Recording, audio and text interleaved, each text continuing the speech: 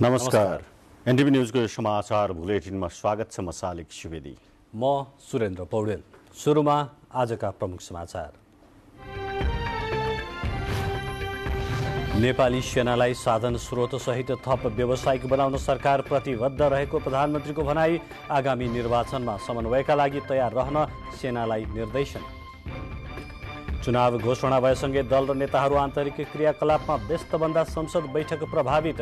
गणपूरक संख्या नपुगेर प्रतिनिधि सभाको बैठक स्थगित।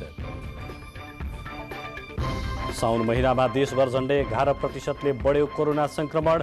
मृतक पनि बढ्दै, आज 3 जनाको मृत्यु। उपत्यकामा आज 300 नयाँ संक्रमित। बिमा लेख परित्याग गर्ने प्रवृत्ति बढ्दो। गत आर्थिक वर्षमा 82,000 जनाद्वारा बिमा लेख परित्यागबारे थप अध्ययन गर्दै बिमा समिति। मध्य युक्रेनमा रहेको युरोपकै ठूलो आणविक केन्द्र नजिकै रुसी सेनाको आक्रमण। 14 जना युक्रेनी सर्वसाधारण मारिए। भौतिक संरचनामा पनि ठूलो क्षति। र अन्तर्राष्ट्रिय क्रिकेट परिषदको अलराउन्ड वरियतामा दिपेन्द्र सिंह ऐरी 8औं स्थानमा यथावत। कप्तान सन्दीप पूर्ववत वरियतामै रहँदा आसिफ र अविनाशको स्तर भने खस्कियो।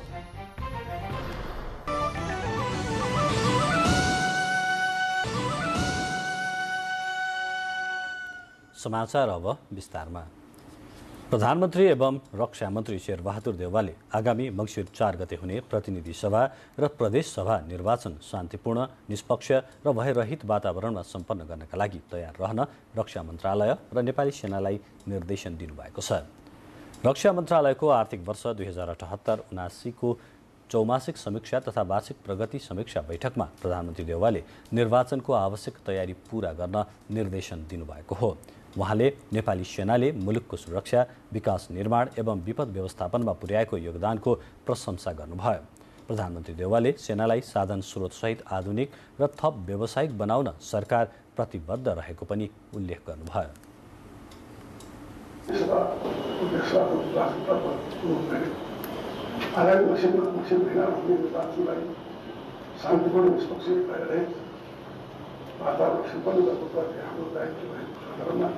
रक्षा मन्त्रालय तथा नेपाली सेनाले समन्वय विकासको उचित समन्वय गर्दै आवश्यक सबै तयारी गरेको। प्रधानमन्त्री देउवाले नेपाली सेनाले देशको स्वतन्त्रता, सार्वभौम सत्ता, भौगोलिक अखण्डता र स्वाधीनता रक्षाका लागि राष्ट्रिय सुरक्षा तथा प्रतिरक्षा नीति कार्यान्वयन गर्दै अगाडि बढ्नुपर्ने बताउनुभयो।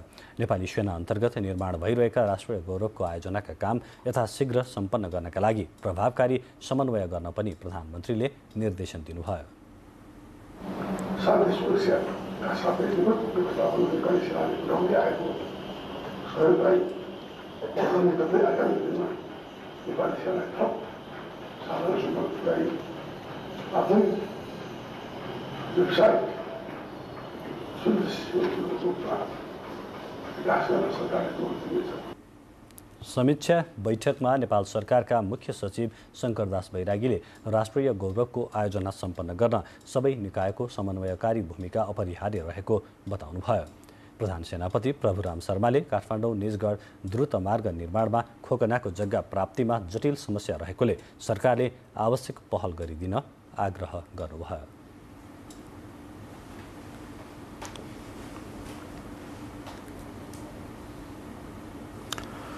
प्रतिनिधि सभा र प्रदेश सभा सदस्य चयनका लागि निर्वाचनको मिति घोषणा भएसँगै राजनैतिक दल र नेताहरू चुनाव लक्षित क्रियाकलापमा सक्रिय हुन थालेका छन्।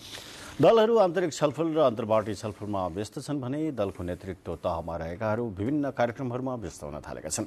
दल र नेताहरूको चुनावी व्यस्तताको असर भने संसद बैठकमा परेको छ। प्रतिनिधि सभाको आजको बैठक गणपूरक संख्या नपुगेपछि स्थगित भयो। संविधानको धारा 94 अनुसार कुनै पनि सांसद अनुपस्थित भएमा त्यस्तो गणपूरक संख्या नपुगेमा स्थगित गर्ने व्यवस्था छ। आजको बैठकमा भौतिक पूर्वाधार तथा यातायात मन्त्री मोहम्मद इस्तियाक राईले राष्ट्रिय सभाको सन्देशसहितको शहरी क्षेत्र सार्वजनिक यातायात व्यवस्थापन प्राधिकरण विधेयक 2076लाई पारित गरियोस् भनी प्रस्ताव सदन समक्ष प्रस्तुत गर्नुभएको थियो। विधेयकमाथिको छलफलमा उठेका विषयमा मन्त्री राईले विधेयकको उद्देश्य शहरी क्षेत्र र काठमाडौँको यातायात यात्रु मैत्री बनाउने रहेको बताउनुभयो। यसअघि प्रतिनिधि सभाको बैठकले खानेपानी मन्त्री उमाकान्त चौधरीले प्रस्तुत गर्नुभएको खानेपानी तथा सरसफाई विधेयक 2077 माथि राष्ट्रिय सभाबाट भएको संशोधनमाथि विचार गरियोस् भन्ने प्रस्ताव स्वीकृत गरेको छ। यसैगरी आजको बैठकले तथ्याङ्क विधेयक पारित गरेको छ। आजको बैठकमा सांसद खगराज अधिकारीले स्वास्थ्य बीमा कार्यक्रम निजी क्षेत्रलाई दिने तयारीमा सरकार रहेकाले कार्यक्रम प्रभावित हुँदा पनि सरकारले ध्यान नदिएको भन्दै ध्यानाकर्षण गराउनुभयो। विशेष समय लिएर सांसदहरूले देशभरि बाढी पहिरोबाट स्थानीय प्रभावित भएको तर देशमा उद्धार र राहतमा ध्यान नदिएको प्रति उहाँहरूले सरकारको ध्यानाकर्षण गराउनुभयो। आजको बैठकको शून्य समयमा सांसदहरूले नागरिकता विधेयक पारित भएर पनि त्यसको लाभ नागरिकले अझै लिन नपाएको प्रति सरकारको ध्यानाकर्षण गराउनुभयो। यसैगरी राष्ट्रिय सभाको आजको बैठकमा कानुन न्याय तथा संसदीय मामिला मन्त्री गोविन्द प्रसाद शर्मा कोइरालाले बेपत्ता पारिएका व्यक्तिको छानबिन सत्य निरूपण तथा मेलमिलाप आयोग ऐन 2071 को दफा 42 बमोजिमको बाधा अड्काउ फुकाउ आदेश सभा समक्ष पेश गर्नुभएको छ। उहाँले नेपाल सरकार मन्त्री परिषदको निर्णयबाट जारी भएको बेपत्ता पारिएका व्यक्तिको छानबिन सत्य निरूपण तथा मेलमिलाप आयोग ऐन 2071 को दफा 42 बमोजिमको बाधा अड्काउ फुकाउ आदेश सभा समक्ष पेश गर्नुभएको हो। बैठकमा राष्ट्रिय सभाका अध्यक्ष गणेश प्रसाद तिमिल सेनाले राष्ट्रपतिको कार्यालयबाट प्राप्त मन्त्री परिषद गठन सम्बन्धी पत्र पढेर सुनाउनु भएको थियो। विशेष समयमा राष्ट्रिय सभाका सांसद खिमलाल भट्टराईले जनतालाई मार पर्ने गरी दैनिक उपभोग्य वस्तुमा मूल्य वृद्धि भए पनि त्यसतर्फ सरकारको ध्यान पुग्न नसकेको बताउनुभयो। विशेष समयमा सांसदहरूले शान्ति र सुव्यवस्था कायम गर्दै विकास गर्नतर्फ अघि बढ्नुपर्ने आवश्यकता औल्याउनुभयो। बाँकी समाचार विज्ञापनपछि।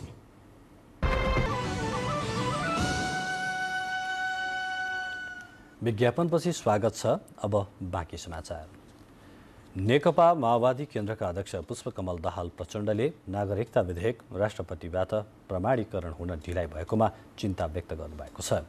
जापान भ्रमण सकेर स्वदेश फर्कनुभएका दाहालले त्रिभुवन अन्तर्राष्ट्रिय विमानस्थलमा आयोजित पत्रकार सम्मेलनमा विधेयक प्रमाणीकरण हुन ढिला हुन नहुने बताउनुभयो। दुवै संसदले पारित गरेको नागरिकता विधेयक प्रमाणीकरण हुन बाँकी छ। त्यसै गरी अध्यक्ष दाहालले जापान फोहोर व्यवस्थापनमा संसारमै अग्रस्थानमा रहेको पाइएको बताउनु भएको थियो। नेपालमा फोहोर व्यवस्थापनमा जटिल समस्या देखिएकोले जापानबाट सिक्नुपर्ने धारणा उहाँले राख्नुभयो। टुरिज्म, एग्रिकल्चर, इलेक्ट्रिफिकेसन र चाहिँ इन्फ्रास्ट्रक्चर यी कुरा गरियो र निकै राम्रो वातावरणमा विचारको आदान प्रदान पनि भयो र यो एकअर्काको सहयोगलाई पनि अभिवृद्धि गर्ने कुरा पनि राम्रो वातावरणमा भयो। जापानको 5 दिने भ्रमण सकेर स्वदेश फर्कनुभएका दाहालले आफ्नो भ्रमण नेपाल र जापान सम्बन्धलाई थप बलियो बनाउन सहयोगी हुने बताउनुभयो। जापानको जलविद्युत, कृषि र भौतिक संरचना आवश्यकता भएको विषयमा छलफल भएको पनि उहाँले जानकारी गराउनुभयो। नेकपा एमालेका अध्यक्ष केपी शर्मा ओलीले नेपालको कृषि क्षेत्रको सुधारका लागि आधुनिक कृषि प्रणाली अपनाउनु पर्नेमा जोड दिनुभएको छ। राजधानीमा आज आयोजित एक कार्यक्रममा अध्यक्ष ओलीले परम्परागत प्रणालीका कारण कृषि क्षेत्रमा आकर्षण कम हुँदै गएको पनि उल्लेख गर्नुभयो। कृषि क्षेत्रलाई आत्मनिर्भरतर्फ उन्मुख गराउन सके समग्र देशको अर्थतन्त्रमा पनि सुधार हुने अध्यक्ष ओलीको भनाइ छ।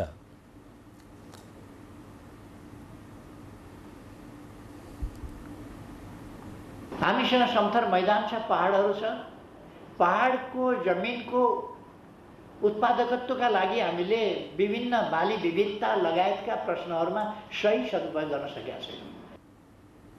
एमाले अध्यक्ष ओलीले सरकारले नीतिगत सुधारहरू पनि गर्नुपर्ने उल्लेख गर्नुभयो। कार्यक्रममा कृषि विज्ञहरूले कृषि नीति अनुसार कार्यान्वयन हुन नसकेको धारणा राख्नु भएको थियो।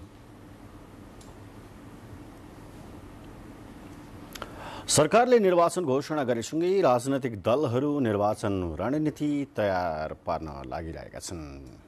निर्वाचन परिणाम आफ्नो पोल्टामा पार्न राजनैतिक दलहरू बीच समीकरण र गठबन्धन गर्ने र तालमेल गर्ने तयारी भइरहेको छ। एकातिर कांग्रेसले समीकरणको तयारी गरेको छ भने अर्कोतर्फ नेकपा एमाले पनि आफ्नो विचार मिल्नेहरूसँग समीकरणको तयारी गरेको छ। समीकरणको राजनीतिले दीर्घकालीन रूपमा कस्तो असर पर्छ भन्ने कुरा अझै हेर्न बाँकी छ। नेपालमा प्रजातन्त्र पुनर्स्थापनासँगै बहुदलीय प्रणालीको विकास भयो। सरकार सञ्चालन र सत्तामा केही दलहरू मात्र पुगे पनि निर्वाचन आयोगमा 100 भन्दा बढी राजनीतिक दलहरू दर्ता भएका छन्। निर्वाचन आयोगमा 2079 सालको स्थानीय तहको निर्वाचनका लागि 116 वटा दल दर्ता भएका थिए। सरकारले आगामी मङ्सिर 4 गते प्रतिनिधि र प्रदेश सभा सदस्य निर्वाचनको घोषणा गरेसँगै पुनः दल दर्ताको क्रम सुरु भएको छ। विभिन्न राजनीतिक दलहरू रित पुर्याएर दल दर्ताको प्रक्रियामा गए पनि निर्वाचनका लागि भने एक्लै प्रतिस्पर्धामा नजाने देखिएको छ। यही साउन 19 गते बसेको मन्त्री परिषदको बैठकले प्रतिनिधि र प्रदेश सभा निर्वाचनको घोषणा गरेपछि सरकारको नेतृत्व गरिरहेको नेपाली काङ्ग्रेस, नेकपा माओवादी केन्द्र, नेकपा एकीकृत समाजवादी, जनता समाजवादी पार्टी र राष्ट्रिय जनमोर्चाले चुनावी तालमेल गर्ने सहमति नै सार्वजनिक गरिसकेका छन्। हुन त सत्ता साझेदार दलहरूले यसअघि भएका स्थानीय तहदेखि जिल्ला समन्वय समितिको निर्वाचनमा समेत चुनावी समीकरण गरेर अघि जाने निर्णय गरेको थियो।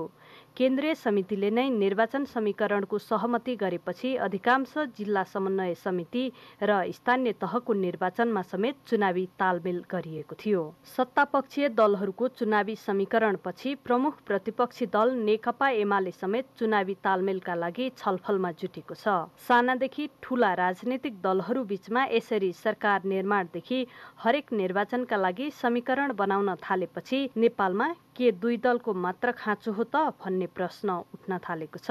नेकपा एमालेका उपमहासचिव प्रदीप ग्यावाली पनि नेपालको भूगोल र हावापानीका कारण मुलुकमा दुई दलको मात्र आवश्यकता महसुस गरेको बताउनुहुन्छ। धेरै दलहरू त्यो पनि कुनै विचारमाथि आधारित होइन, किनभने विचारले उहाँहरूलाई गाइडेड गरिरहेको पनि छैन। त्यसमा त हामी चाहिँ दीर्घकालीन हिसाबले मुख्यतया दुई दलहरू हौँ र त्यो दुई दलहरूको एउटाले सत्ताको नेतृत्व गरोस्, अर्कोले सशक्त प्रतिपक्षको हैसियतले नियन्त्रण र सन्तुलनको काम गरौँ र त्यसो गरेर मुलुकमा चाहिँ एउटा स्टेबिलिटी आओस् राजनीति भन्ने हामी चाहन्छौँ। तर सत्ताको नेतृत्व गरिरहेको दल नेपाली काङ्ग्रेसले भने निश्चित लक्ष्य प्राप्तिका लागि गरिएको सहमतिलाई दीर्घकालीन दृष्टिकोणबाट हेर्न नमिल्ने बताउँदै आएको छ। दीर्घकालीन रूपले भन्ने हो भने यो वैचारिक सामिप्यता र वैचारिक दृष्टिकोणले एकाअर्कासँग मिल्ने संविधान सरकार निर्माण गर्नको निम्ति सहयोग होला, तर वैचारिक आन्दोलनको निम्ति यो जसोको त्यस्तै रहन्छ, त्यसले कुनै योगदान। यसअघि पनि विभिन्न राजनीतिक परिवर्तनका लागि मात्र नभई संक्रमणकालीन अवस्थाबाट मुलुकलाई जोगाउने भन्दै राजनीतिक दलहरूबीच कुनै न कुनै किसिमको सहकार्य हुँदै आएको थियो। त्यसैले सरकार निर्माण र विकासमा सहकार्य गर्नका लागि दलहरूबीचको समीकरणलाई स्वाभाविक मानिए पनि प्रजातान्त्रिक मुलुकमा एकपछि अर्को निर्वाचनमा समेत दलहरूले समीकरण गरेर जानु उपयुक्त नहुने कतिपयको बुझाइ छ। क्यामेरामा अनुप घिमिरेका साथ सलुजा दाहाल, काठमाडौँ। नेकपा एमालेका नेता भीमबहादुर रावलले नेपालले भारतसँगको सिमानामा काँडे तार लगाउनुपर्ने बताउनु भएको छ। कलाकार नवल खड्काले निर्माण गरेको चलचित्र काँडे तारका बारेमा जानकारी दिन काठमाडौँमा आयोजित कार्यक्रममा नेता रावलले भारतले बङ्गलादेशसँग आफ्नो सिमानामा काँडे तार लगाएको भन्दै नेपालले पनि भारतसँग आफ्नो सिमानामा काँडे तार लगाउनुपर्ने बताउनु भएको हो। सिमानामा काँडे तार लगाउने भनेपछि केवल फलामे तार लगाउने जस्तो बुझिए पनि यो देशको सुरक्षाको अभिव्यक्ति भएको उहाँको भनाइ छ। कार्यक्रममा नेकपा माओवादी केन्द्रका नेता देवप्रसाद गुरुङले सबै खाले बाह्य हस्तक्षेपको विरुद्धमा नेपाल लड्नुपर्ने र यसका लागि सबै एकताबद्ध भएर अघि बढ्नुको विकल्प नरहेको धारणा राख्नुभयो। नेकपा एकीकृत समाजवादीका उपमहासचिव तथा प्रचार विभाग प्रमुख जगन्नाथ खतिवडाले नेपालले आफ्नो सिमानालाई व्यवस्थित गर्नुपर्नेमा जोड दिनुभयो। नेपाली काङ्ग्रेसका नेता रामहरि खतिवडाले नेपालमा राष्ट्रियतामाथि प्रहार हुँदा सबै मिलेर त्यसलाई जोगाउने काम गरेको उल्लेख गर्नुभयो। भएको भारतको बीचको खुला सिमानाले गर्दाखेरि जनसङ्ख्याको अतिक्रमण बढ्दै गइरहेको छ। जनसङ्ख्याको अतिक्रमणको बढ्दै गएको कारणले गर्दाखेरि चाहिँ तपाईँको नेपाल भविष्यमा कतै फिजी हुने त होइन भन्ने प्रकारको आशंकाहरू पनि बढ्दै गइरहेको चाहिँ छ। बाँकी खबर विज्ञापनपछि।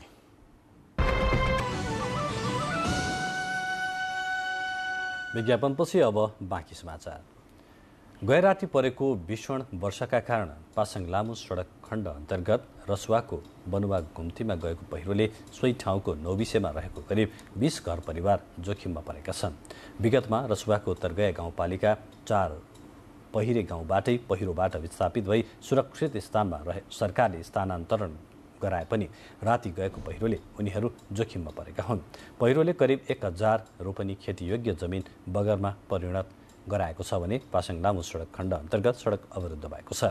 रसुवाको प्रमुख धार्मिक तीर्थस्थल गोसाइँकुण्डमा जनै पूर्णिमाका दिन लाग्ने मेलामा जाने तीर्थयात्रुहरूलाई वैकल्पिक बाटोबाट यात्रा गर्न जिल्ला प्रशासन कार्यालयले अनुरोध समेत गरेको छ। अविरल वर्षापछि आएको बाढीका कारण नुवाकोटका विभिन्न स्थानमा क्षति पुगेको छ। बाढीले सडक र पुल बगाउँदा कतिपय स्थानमा यातायात अवरुद्ध भएको छ। नुवाकोटको पूर्वी भेगमा आएको बाढीले पुल बगाउनका साथै एक जलविद्युत आयोजनामा क्षति पुर्याएको छ।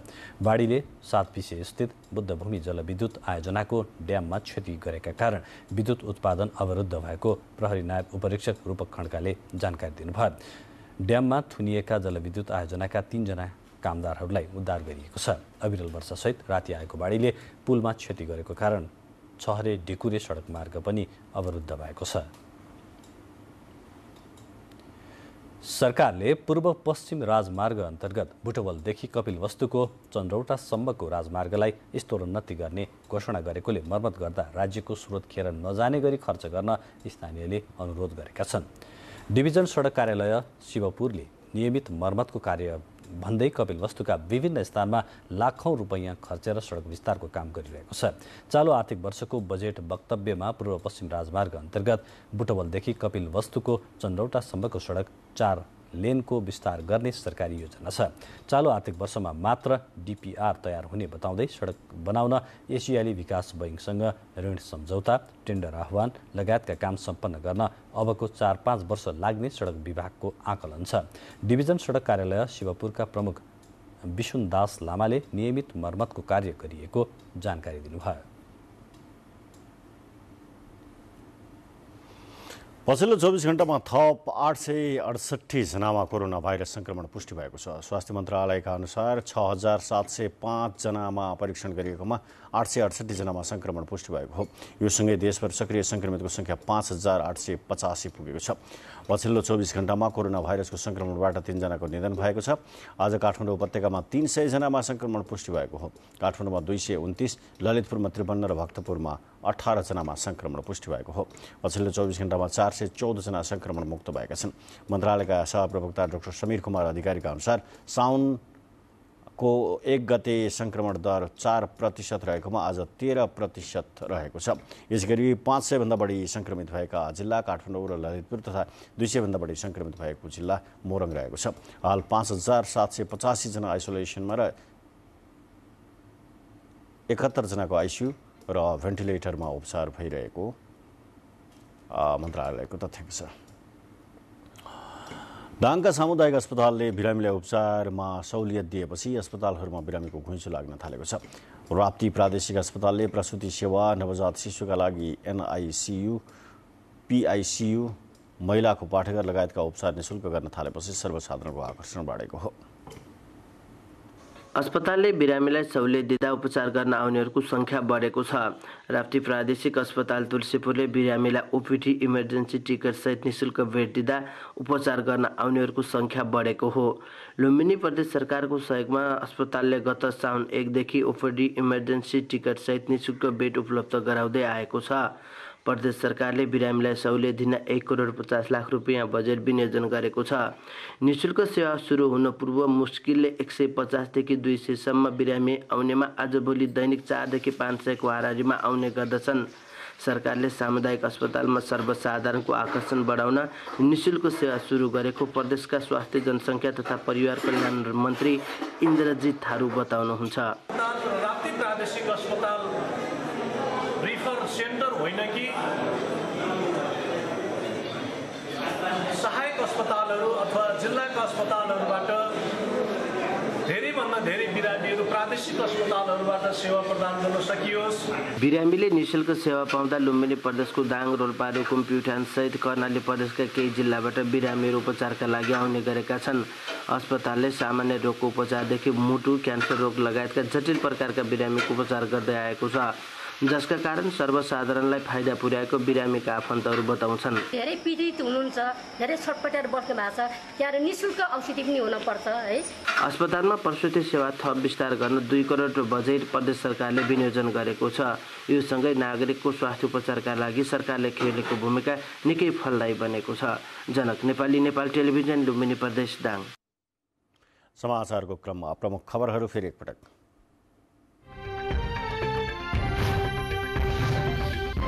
नेपाली सेनालाई साधन स्रोतसहित थप व्यावसायिक बनाउन सरकार प्रतिबद्ध रहेको प्रधानमन्त्रीको भनाई। आगामी निर्वाचनमा समन्वयका लागि तयार रहन सेनालाई निर्देशन। चुनाव घोषणा भएसँगै दल र नेताहरू आन्तरिक क्रियाकलापमा व्यस्त बन्दा संसद बैठक प्रभावित। गणपुरक संख्या नपुगेर प्रतिनिधि सभाको बैठक स्थगित। साउन महिनामा देशभर झन्डै 11% बढ्यो कोरोना संक्रमण। मृतक पनि बढ्दै, आज 3 जनाको मृत्यु। उपत्यकामा आज 300 नयाँ संक्रमित।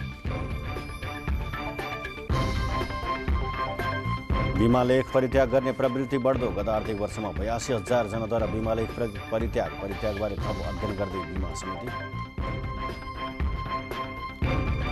मध्य युक्रेनमा रहेको युरोपकै ठूलो आणविक केन्द्र नजिकै रुसी सेनाको आक्रमण। 14 जना युक्रेनी सर्वसाधारण मारिए। भौतिक संरचनामा पनि ठूलो क्षति।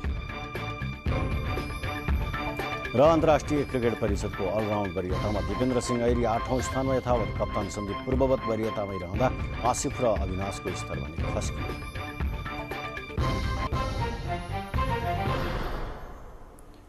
अब बाँकी समाचार क्रम। 70मा मिटर ब्याजबाट पीडित भएकाहरूले मिटर ब्याजबाट आफूहरूलाई अन्याय गर्ने विरुद्ध कारबाही गर्न माग गर्दै प्रदर्शन गरेका छन्। 70को कल्याणपुरका रामदेव शाह तेली विरुद्ध पीडितहरूले प्रदर्शन गरेका हुन्। सबुर देवी चौधरीले श्रीमानलाई विदेश पठाउन 2075 सालमा लिएको 2,50,000 रुपैयाँ बापत झन्डै 6 लाख रुपैयाँ बुझाइसकेको तर धितो बापत दृष्टिबन्धक राखेको 14 कट्ठा जग्गा फिर्ता नपाएको बताउनुभयो। बस्वाइन नगरपालिका वडा नम्बर 9 स्वर्णपट्टीका शीतल यादवले पनि छोरालाई विदेश पठाउन रामदेवसँगै 2,70,000 ऋण लिएको बताउनुभयो। ऋण लिएको 1.5 वर्षभित्रै आफ्नो 1 कट्ठा जग्गा बेचेर रामदेवलाई 8 लाख रुपैयाँ चुक्ता गरिसक्दा समेत दृष्टिबन्धक गरेको 12 कट्ठा जग्गा फिर्ता नगरेको उहाँले बताउनुभयो।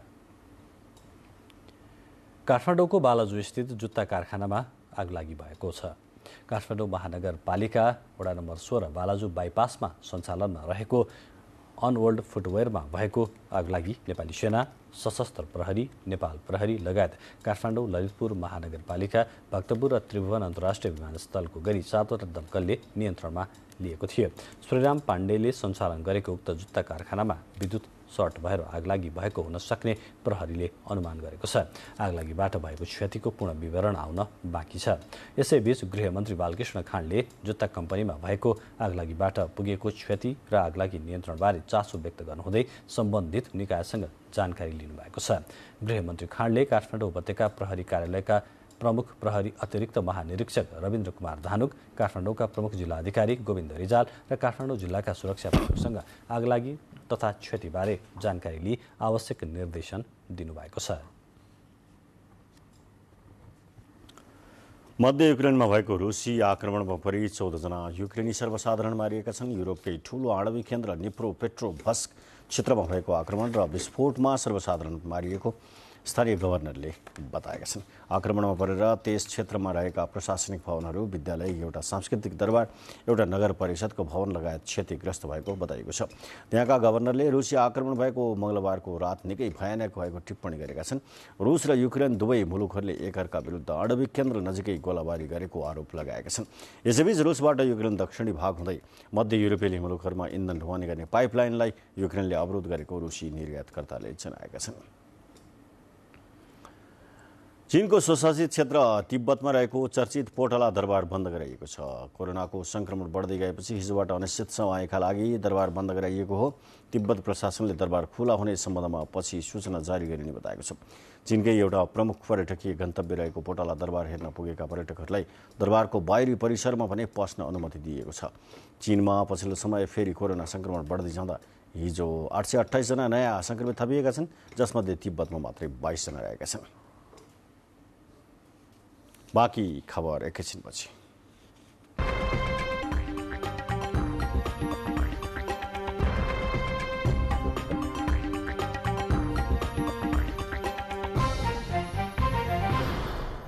बाँकी समाचारमा अब आर्थिक प्रसङ्ग।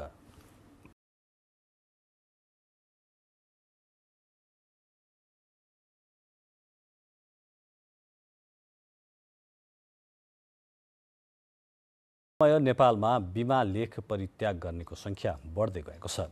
बिमा समितिले सार्वजनिक गरेको एक तथ्याङ्क अनुसार गएको आर्थिक वर्षमा मात्र 82,000 जनाले बिमा लेख परित्याग गरेका छन्।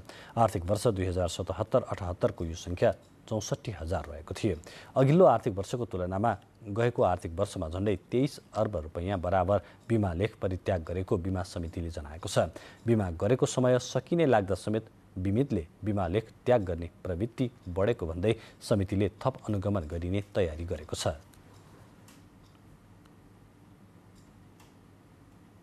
बिमाकर्ताले उनीहरूले प्लान गरेर एउटा कम्पनीमा उनीहरू अभिकर्ताहरूले बिमा गर्छ, त्यसपछि अर्को कम्पनीमा जान्छ, अर्को कम्पनीबाट सरेन्डर गराउँछ, अनि त्यसपछि अर्को कम्पनी जान्छ। यसरी चेन भइरहेको छ। त्यसलाई चाहिँ हामीले नियन्त्रण गर्न कोसिस हामीले नियन्त्रण गर्नलाई हामीले केही निर्देशनहरू जारी पनि गरिसकेका छौँ। किनकि हामीले 2 वर्षको सरेन्डरलाई हामीले 3 वर्ष बनाइसकेका छौँ। त अब त्यसलाई चाहिँ अलिकति फराकिलो बनाएर 5 वर्ष बनाउने हो कि भन्ने त्यसमा हामीले अध्ययन गरिरहेका छौँ। यो चाहिँ तथ्याङ्कले चाहिँ अलिक बढेको देखाउँछ। बिमितले जीवन बिमा कम्पनीबाट बिमा लेख खरिद गरेपछि 3 वर्षसम्म त्याग गर्न नपाइने व्यवस्था छ। बिमितले बिमा लेख परित्याग गर्दा भुक्तानी भएको कुल बिमा शुल्कको अधिकतम 90% भुक्तानी पाउने गरेका छन्। कृषकहरूलाई चिया खेतीमा आकर्षण बढाउने उद्देश्यले खोटाङ स्थित केपिलासगढी गाउँपालिकाले चिया खेती अभियान सुरु गरेको छ। गाउँपालिकाको चिया खेती हुने माथिल्लो भूगोलहरूमा चिया खेतीको सुरुवात गरेको हो। गाउँपालिकाको 1 नम्बर वडा फेदिका कृषकको समूह बनाएर 30,000 बिरुवाबाट चिया खेती सुरु गरिएको छ। हाल कृषकहरूले दमादम चिया रोपिरहेको गाउँपालिकाका अध्यक्ष समीर राईले जनाउनुभयो। 30,000 बिरुवामध्ये 25,000 बिरुवा खरिद गरिएको हो। बाँकी 5,000 बिरुवा गाउँपालिकामै उत्पादन गरिएको अध्यक्ष राईको भनाइ छ।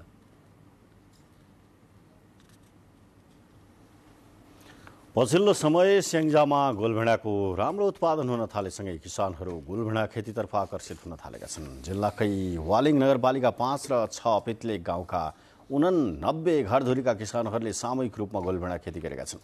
मौसमी तथा बेमौसमी तरकारीबाटै वार्षिक 15 लाख रुपियाँसम्म आम्दानी हुने गरेको कृषकहरूले बताएका छन्। पेत्ले गाउँलाई 2076 सालमा मुख्यमन्त्री कृषि परियोजना अन्तर्गत गोलभेडा पकड क्षेत्र घोषणा गरिएसँगै त्यहाँका किसानहरू गोलभेडा खेतीमा हौसिएका हुन्। समयअनुसारको बिउ बिजन तथा कृषि सामग्रीका लागि कृषि ज्ञान केन्द्र स्याङ्जाले सहयोग गर्दै आएको छ।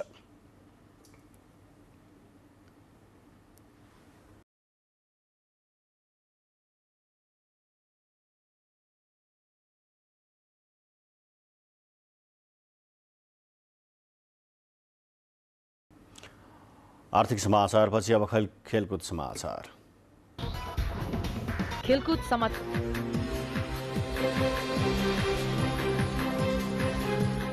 अन्तर्राष्ट्रिय क्रिकेट परिषद आइसिसीको नयाँ वरियतामा नेपाली राष्ट्रिय क्रिकेट टोलीका कप्तान सन्दीप लामिछाने र अलराउन्डर दिवेन्द्र सिंह ऐरी पूर्ववत स्थानमा यथावत रहन सफल भएका छन्। तर आइसिसीको नयाँ वरियतामा आसिफ शेख र अविनाश बोहराको स्तर भने खसिएको छ। आइसिसीले सार्वजनिक गरेको नयाँ वरियतामा अलराउन्डर दिवेन्द्र 42औं स्थानमा यथावत रहेका छन्। अलराउन्डरतर्फ पनि दिपेन्द्र 8औं स्थानमा यथावत छन्। यसैगरी बलिङको वरियतामा कप्तान सन्दीप लामिछाने 41औं स्थानमा यथावत छन्। ब्याटिङतर्फ कुशल भुर्तेल 38औं स्थानमा यथावत रहँदा ब्याटिङकै आसिफ शेख भने 1 स्थान तल झर्दै 98औं स्थानमा रहेका छन्। यसैगरी बलिङमा अविनाश बोहरा 2 स्थान तल झरेर 94औं स्थानमा पुगेका छन्। प्रसङ्ग खेलकुदकै छ। विश्व टेनिसको दुनियाँमा अश्वेत सुन्दरीको रूपमा चर्चित रहेकी अमेरिकी टेनिस स्टार सरिना विलियम्सले टेनिसबाट सन्यासको घोषणा गरेकी छिन्। 23 पटक ग्रान्ड स्ल्याम उपाधि जितिसकेकी सरिनाले जीवनमा अन्य महत्त्वपूर्ण काम पूरा गर्न सन्यासको निर्णय गरेको बताएकी छिन्। सामाजिक सञ्जालमा आफ्नो सन्यासबारे लेख्दै सरिनाले अर्को हप्ताबाट हुन लागेको सनसनाती र यही महिना हुने तय भएको युएस ओपन टेनिस प्रतियोगितामा भने सहभागिता जनाउने बताएकी छिन्। तर यही वर्ष हुने विम्बल्डन भने उनले नखेल्ने बताएकी छिन्। अकस्मात खेल छोड्नुको पछाडि अर्को बच्चा जन्माउने चाहना रहेको पनि उनले खुलाएकी छिन्। एउटा छोरीको जन्मपछि सन् 2018बाट खेलमा फर्किएकी सरिनाले अर्को बच्चाको चाहनाले व्यावसायिक खेल जीवनबाट बिट मार्न प्रेरित गरेको बताएकी अन्तर्राष्ट्रिय समाचार संस्थाहरूले उल्लेख गरेका छन्।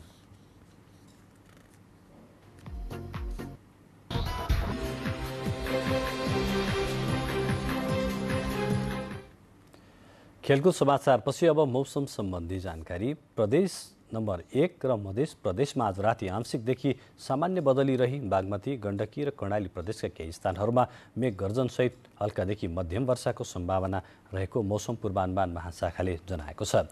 यसैगरी बागमती, गण्डकी र सुदूरपश्चिम प्रदेशका 1-2 स्थानमा भारी वर्षाको सम्भावना रहेको पनि महाशाखाको भनाइ छ। काठमाडौँमा आज राति न्यूनतम तापक्रम 19 र 21 डिग्री सेल्सियस तथा भोलि दिउँसो अधिकतम तापक्रम 29 र 31 डिग्री सेल्सियस बीच रहने अनुमान गरिएको छ। अब मौसम सम्बन्धी थप विवरण।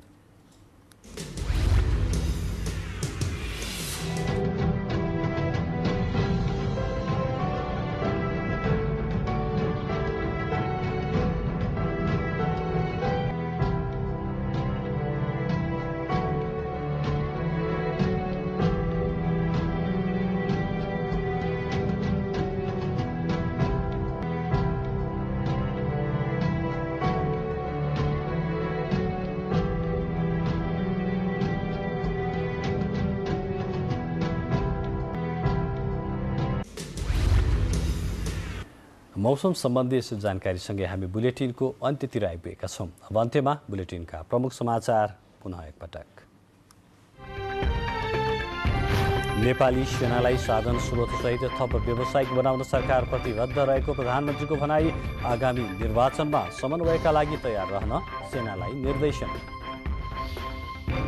चुनाव घोषणा भएसँगै दल र नेताहरू आन्तरिक क्रियाकलापमा व्यस्त बन्दा संसद बैठक प्रभावित। गणपूरक संख्या नपुगेर प्रतिनिधि सभाको बैठक स्थगित। साउन महिनामा देशभर झण्डै 11% बढ्यो कोरोना संक्रमण।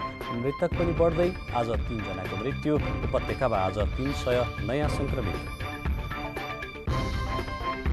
बीमा लेख परित्याग गर्ने प्रवृत्ति बढ्दो। गत आर्थिक वर्षमा 82,000 जनाद्वारा बीमा लेख परित्यागबारे थप अध्ययन गर्दै बीमा समिति। मध्य युक्रेनमा रहेको युरोपकै ठूलो आणविक केन्द्र नजिकै रुसी सेनाको आक्रमण। 14 जना युक्रेनी सर्वसाधारण मारिए। भौतिक संरचनामा पनि ठूलो क्षति। र अन्तर्राष्ट्रिय क्रिकेट परिषदको अलराउन्ड वरियतामा दिपेन्द्र सिंह ऐरी 8औं स्थानमा यथावत। कप्तान सन्दीप पूर्ववत वरियतामै रहँदा आसिफ र अविनाशको स्तर भने खस्कियो। हवस् त समाचारको सिलसिला अहिलेलाई यति नै। हामी बिदा चाहन्छौँ। नमस्कार।